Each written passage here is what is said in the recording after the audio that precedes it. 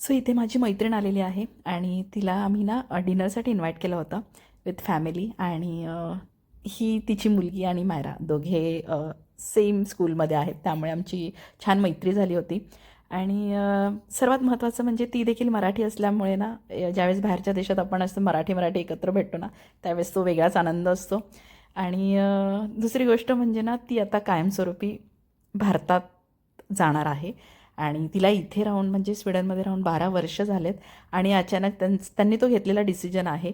तर ते पुन्हा भारतात जाणार आहेत. तर खरंच खूप जास्त वाईट वाटत होतं.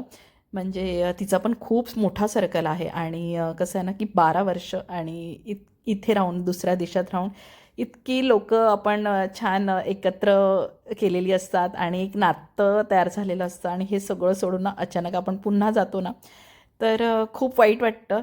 आणि तसंच मलाही खूप वाईट वाटतं, कारण की ना ॲक्च्युली ती खूप सुंदर केक पण बनवते.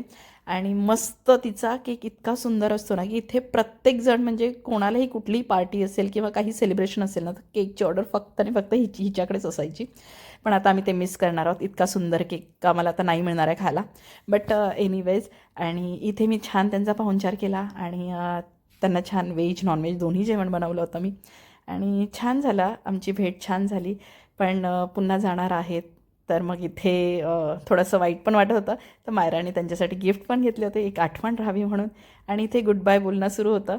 पण ठीक आहे. खूपच असं भावूक झालेलो ना, त्यामुळे असं खूप वाईट वाटत होतं ॲक्च्युली.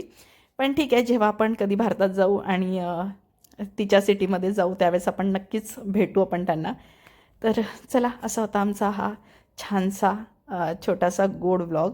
तर तुम्हाला हा व्लॉग कसा वाटला मला नक्कीच सांगा. पुन्हा भेटूया नवीन एका व्लॉगमध्ये. Bye bye.